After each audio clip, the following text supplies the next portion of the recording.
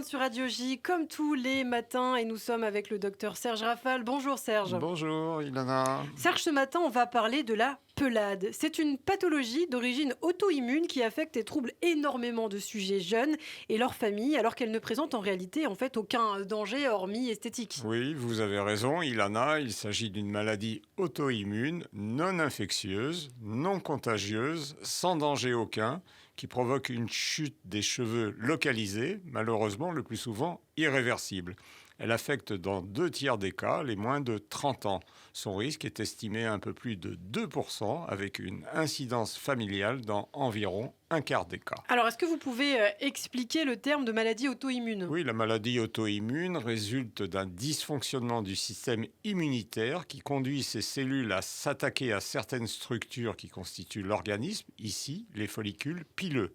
Le diabète de type 1, la sclérose en plaques, la polyarthrite sont d'autres exemples de maladies auto-immunes. Les raisons de cette auto-agression ne sont pas entièrement comprises. On soupçonne juste une composante héréditaire. Alors, on parle de la pelade. Comment se manifeste cette maladie ? Le symptôme principal est la perte de cheveux sous forme de plaques, rondes ou ovalaires, uniques ou multiples, d'évolution centrifuge.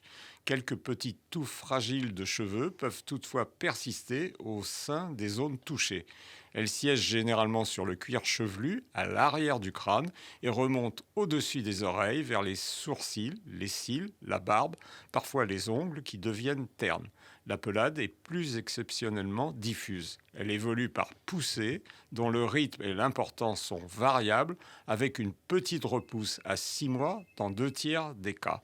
Le diagnostic, suspecté par la clinique, est confirmé par un examen dermatoscopique du cuir chevelu. Alors, est-ce qu'on sait ce qui favorise quand même l'apparition de cette pelade ? Un terrain atopique qui prédispose par des définitions à des troubles cutanés et allergiques, l'association à d'autres maladies auto-immunes, la thyroïdite de Hashimoto principalement, la polyarthrite, le diabète de type 1, un vitiligo, un psoriasis, une maladie cœliaque, une trisomie 21. Et le stress qu'on incrimine volontiers dans beaucoup d'affections cutanées, la peau constituant notre frontière protectrice contre l'extérieur. Mais son rôle semble ici marginal. D'autres diagnostics peuvent être évoqués ? Oui, les dermatophytoses, des infections cutanées provoquées par des champignons microscopiques. Mais là, existent des croûtes, des scames de peau qui pèlent, des pustules, une desquamation. Un prélèvement confirme le diagnostic. Et il faut savoir penser à un arrachage des cheveux ou trichotillomanie. Il s'agit non d'une infection, mais d'un trouble du comportement. Il débute généralement avant ou après la puberté, le plus souvent chez des jeunes femmes qui s'arrachent les cheveux pour soulager une tension interne ou calmer une sensation d'anxiété. Alors concrètement, comment se traite la pelade, Serge ? Écoutez, je vais vous décevoir, Ilana, mais aucun traitement n'est vraiment efficace.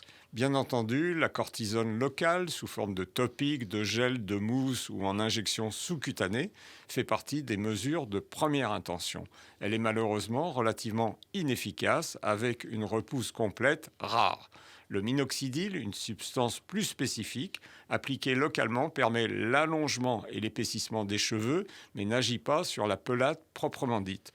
D'autres produits locaux peuvent être proposés, mais ils ont des effets indésirables. Irritation locale, pustules, hyperpigmentation, taches sur le linge, et une efficacité relative, tout comme la puvathérapie, avec son risque carcinogène à long terme chez les sujets à phototype clair. Mais de nouvelles pistes prometteuses, les interleukines, sont en cours d'évaluation. Alors, qu'est-ce qu'on peut dire en conclusion, Serge ? Heureux les chauves qui sont les seuls à ne plus perdre leurs cheveux, écrit Claude Frisoni, directeur culturel au Luxembourg. S'en rendent totalement chauves, la pelade retentit néanmoins fortement sur la qualité de vie, d'autant qu'elle atteint une cible, nous l'avons dit, juvénile, pour laquelle l'esthétique est primordiale.